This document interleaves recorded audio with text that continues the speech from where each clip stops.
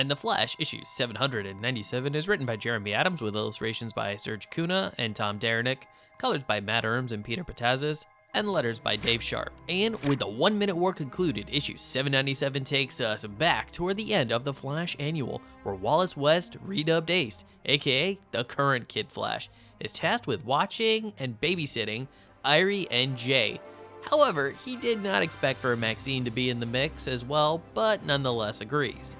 However, it's on their way to get pizza that Irey, Jay, and Maxine are sucked into a portal and find themselves in the presence of Knives Maroney and his new team of villains. Little did any of them know, though, that they were being watched by none other than the Super Sons, who, after hearing Knives' plans to kill the kids and use the object known as the Eternity Mind to loot the universe, leap in to save the three, but quickly discover they too have superpowers. They manage to fend off the villains and even get the Eternity Mind. At the same time, Ace consults Mr. Terrific, who locks onto the kid's frequency and opens a portal of which Ace walks through and is attacked. And though he does his best, is ultimately captured. The kids at this time find themselves in a place called the Forever Corridor and are contacted by Knives, informing them that unless they surrender the Eternity Mind, he will kill Ace. Jay constructs a plan and they soon show up, surrendering the Eternity Mind. However, when Knives activates it,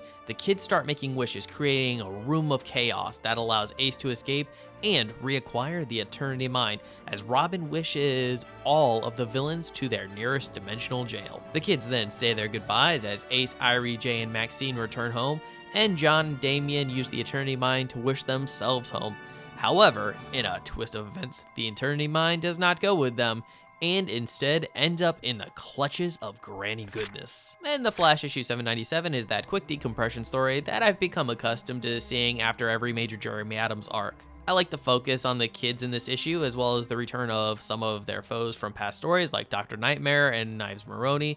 The biggest positive for me to this issue was the return of the Super Sons, and I hope this means they will be open to new stories in the future, as this is my preferred versions of these characters, just because I love the interaction between them. It's just a joy to read. I think the trio of the kids also played off each other well, and it is nice to see Maxine starting to warm up to Jay. However, I think when it comes to Ace, he got a bit of the short end of the stick here, and honestly did so little that I feel like he didn't need to really be in the story at all. In all honesty, he could have hung back with Mr. Terrific until the end, and the kids could have just returned themselves using the Eternity Mind. I think Serge Kuna does well to capture the fun this book has to offer, though sometimes it does look like the characters all have a cold with extremely red noses.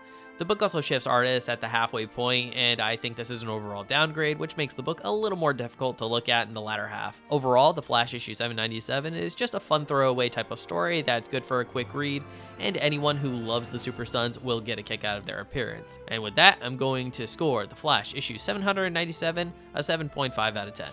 And if you like this video, don't forget to hit that like button, share it with some friends, subscribe if you're not subscribed already, and ring that notification bell for more comic book content.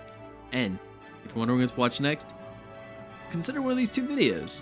Alright, take care, have a great day, and as always, stay geeky.